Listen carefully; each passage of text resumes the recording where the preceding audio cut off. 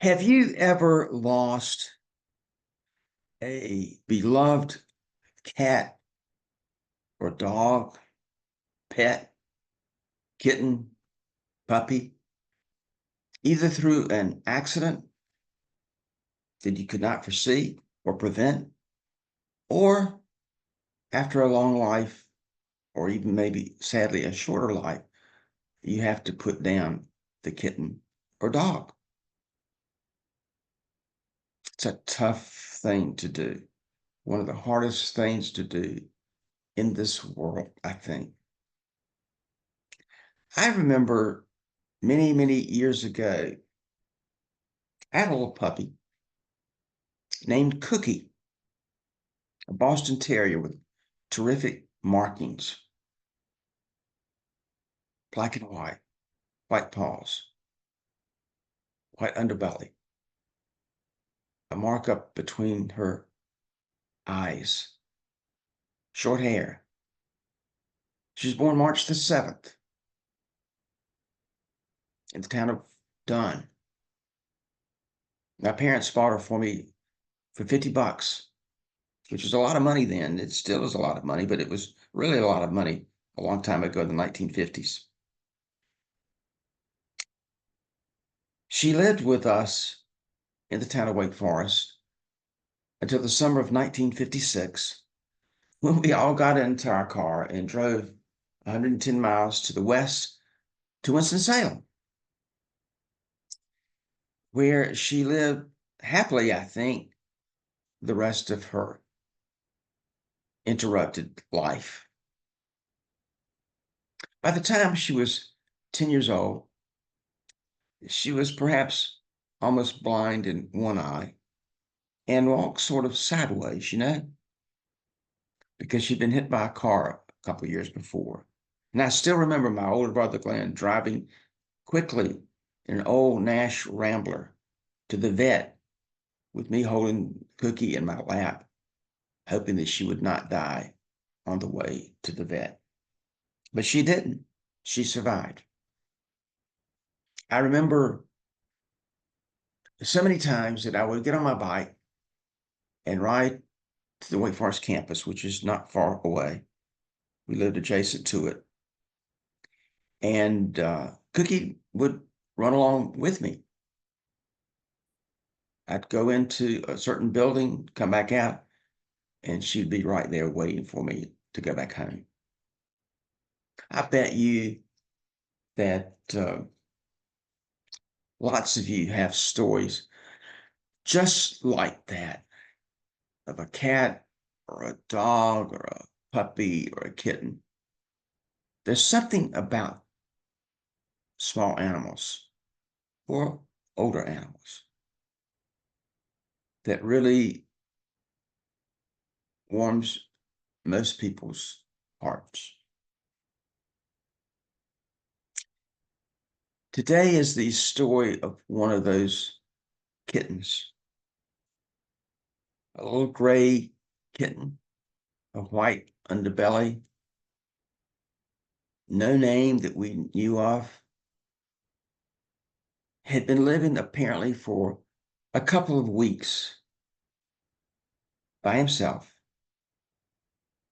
on the first and second level of a large parking garage in the apartment complex, Exotic Crabtree, where I presently live. After seeing the kitten cross the pavement while Kathy and I were going to the fireworks on July the 4th, Thursday afternoon, and Carrie, she had come to pick me up. We screeched to a stop when we saw the kitten cross in front of us. Got out, tried to find the cat, could not do so, but went and got some food and put it out, hoping that at least we could give the kitten, some food.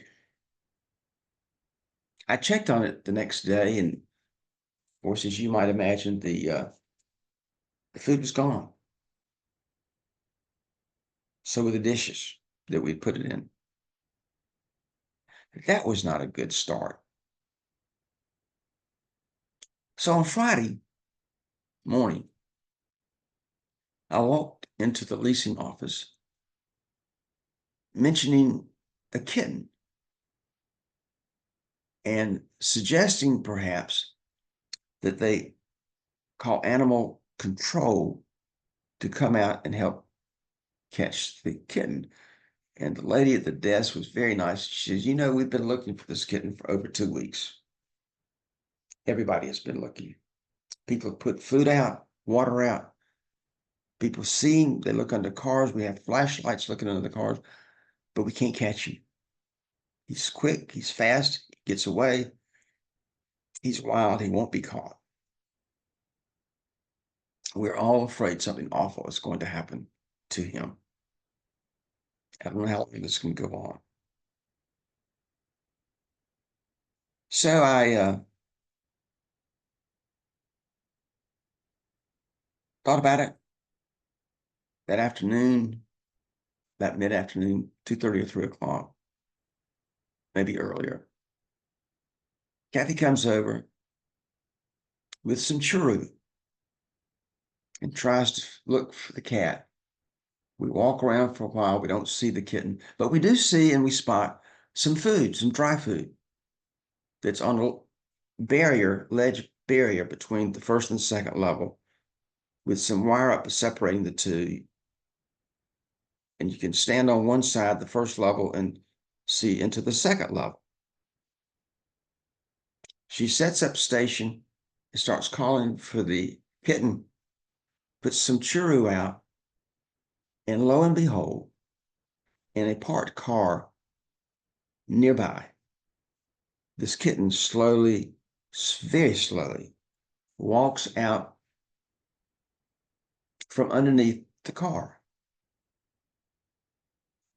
And slowly, oh, so slowly, not necessarily trusting anyone, moves towards Kathy and the churu. She comes up so close and licks the churu and her fingers. That's all the churu we got, though. We don't have very much. My job, besides watching, I'm deputized to go to the Harris Teeter and get some more churu, go to Kathy's place and get a carrying case. She has 3 cats. And bring one of them back. And bring the churu back that she's got at her contact. I'm successful. I do a good job. I bring the carrying case back. But I, of course, forgot to get the churu, meaning that I got to go to the Harris Teeter to get some. I jump in my car, drive to the Harris Teeter like a bolt of lightning, get there, find it, go to the checkout, and I don't have my wallet. I do not have my wallet because, of course, I didn't know I was going to be doing any of this. So I explained to this nice lady what I was trying to do. And I guess I was hoping I had 2 packs of churu that she'd give me one. She didn't, but she's very nice. She said, I'll hold them here for you. And you can come back and I'll be right here. So with no choice, I jumped in my car and drove to my apartment, got my wallet, came back to the Harris Teeter and bought and got the churu. She says to me, she says, I think it's a great thing. You have a heart. It's a great thing you're doing. I have a kitten trap case at my house. I've caught kittens before with it. It's much better than a cat trap. Cat traps are too large, will hurt the kitten. You put the food in there and the door comes down automatically and the kitten's there. I've got it at home. I'll bring it tomorrow at 2:30. I come to work at 2:30. You come up here and get it. I'll give you the keys to my car. And you can go get it, bring the keys back and go on and keep the carrying case of the kitten trap, as long as you need it. I thought that was great. I hope heck we didn't need it, but I said, thank you very much. I go back to the garage, parking garage. Not much is happening. The kitten is still there. But just then, a car pulls into the parking spot where the kitten is standing on back feet trying to eat the churro. The Lord was looking after this kitten that day, for the car stops just short of the kitten. Of course, scaring the what out of everyone, and the kitten quickly runs away to safety. So we're defeated. This is Friday, July the 5th.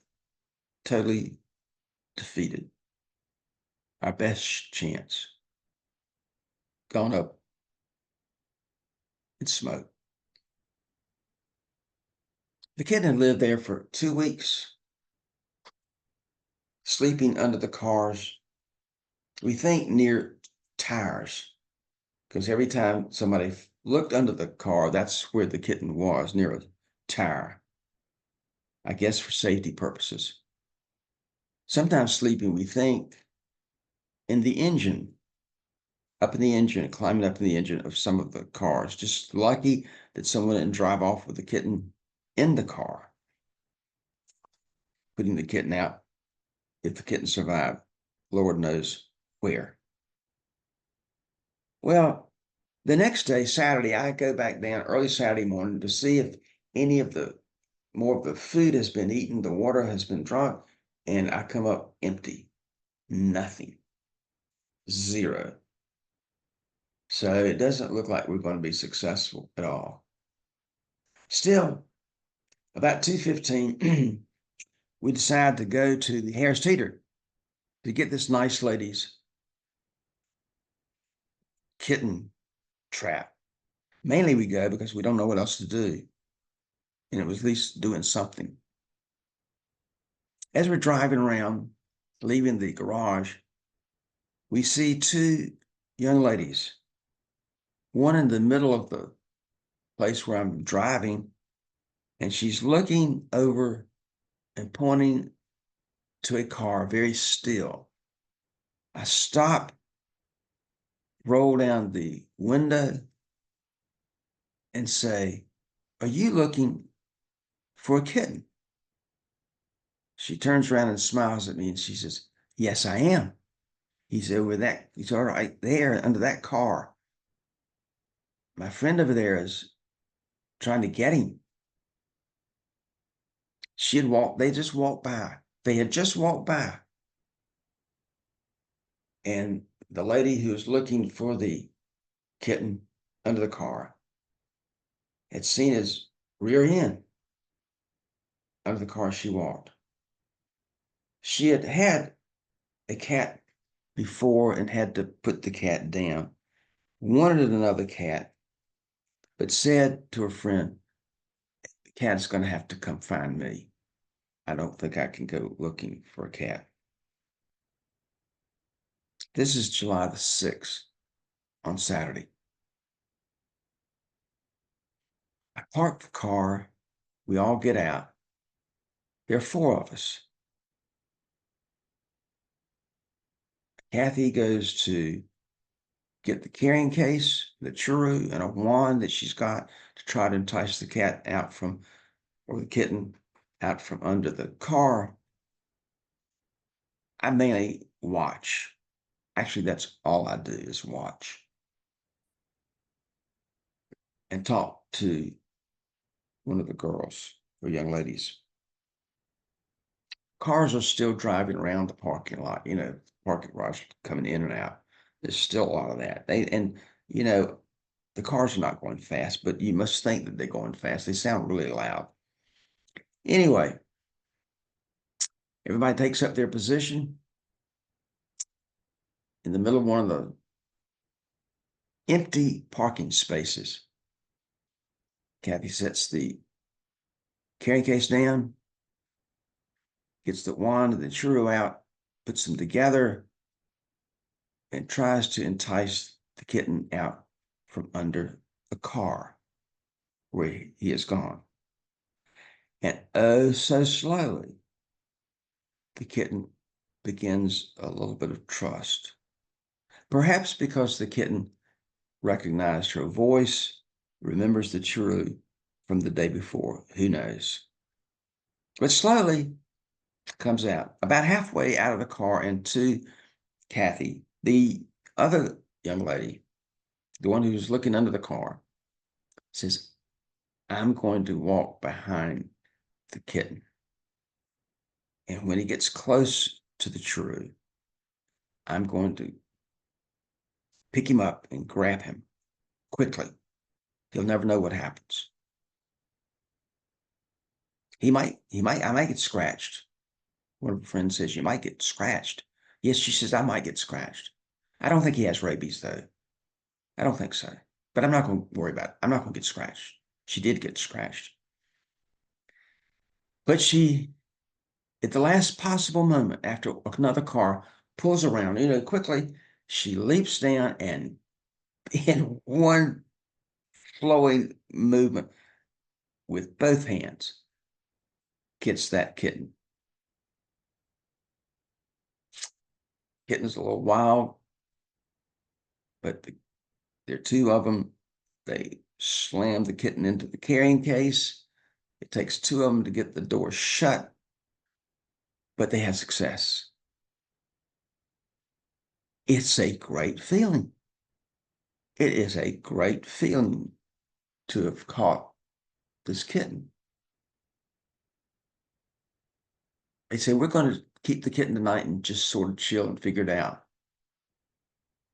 The four of us go towards her apartment. I don't know why we were going to her apartment, or I was. But anyway, we're down there. They're taking the kitten. We're outside in the hallway talking. And one of them says, we got to come up with a name.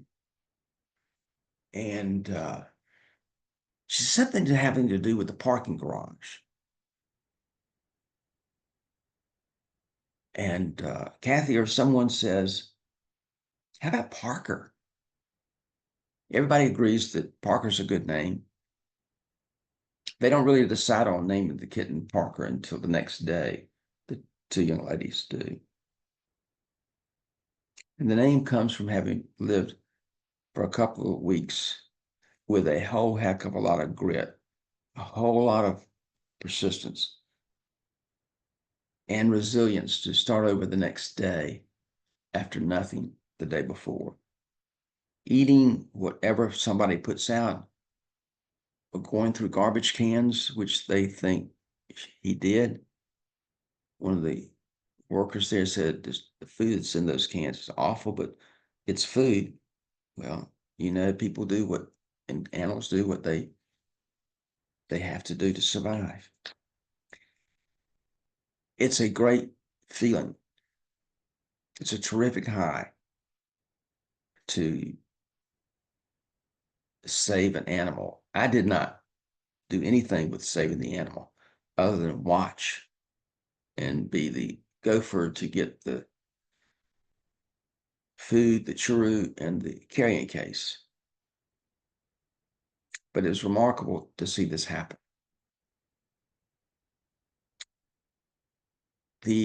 Since I've been doing my podcasts starting in April of last year, I've had a large number of podcasts, one every week since then, except for a couple of weeks around Christmas time and New Year's.